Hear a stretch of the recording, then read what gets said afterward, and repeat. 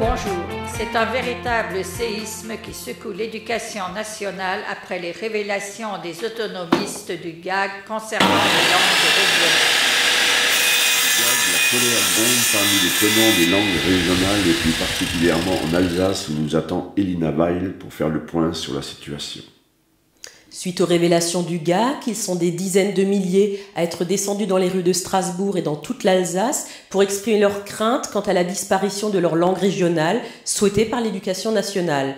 Beaucoup d'entre eux ont défilé en costume traditionnel pour montrer leur attachement à ce bilinguisme qui n'est, dit-il, pas un repli sur soi, mais une ouverture sur le monde.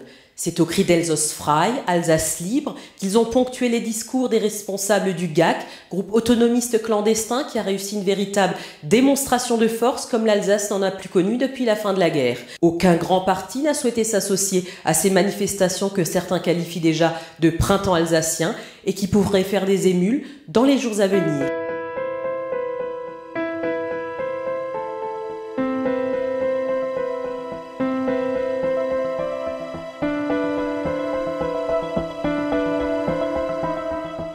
C'est tout de même incroyable, ces journalistes.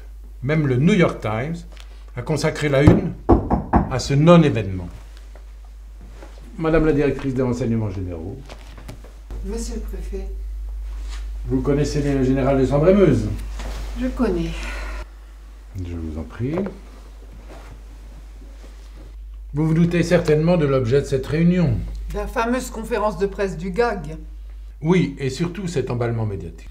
Toute l'Europe a pris fait et cause pour nos patois et dialectes, soi-disant en danger, n'est-ce pas? C'est grotesque.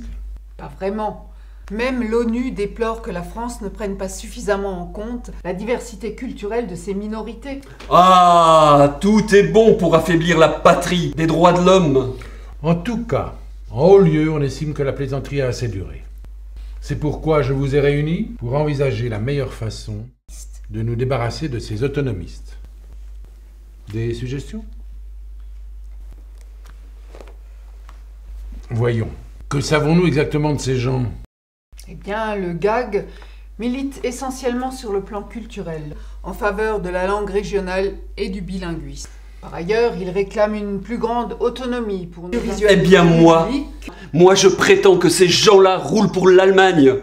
Une Allemagne revancharde qui rêve de morceler la France pour mieux affirmer sa puissance au sein de l'Union européenne. Les fantasmes qu'on prête aux Allemands sont souvent des fantasmes français. Mais dites-moi, au fait, votre mari est allemand, je crois. Qu'est-ce que vous insinuez, mon général? Bah, tout le monde sait que l'amour rend aveugle. La haine aussi, mon général. Allons, mais je vous en prie. Depuis tout ce temps, vous n'avez pas été fichu de les infiltrer, ces guignols? Vous croyez qu'on n'a pas essayé? La semaine dernière encore, un de nos agents a failli y arriver, mais... Mais quoi? Eh bien, on l'a trouvé en fâcheuse posture. Voyez vous-même.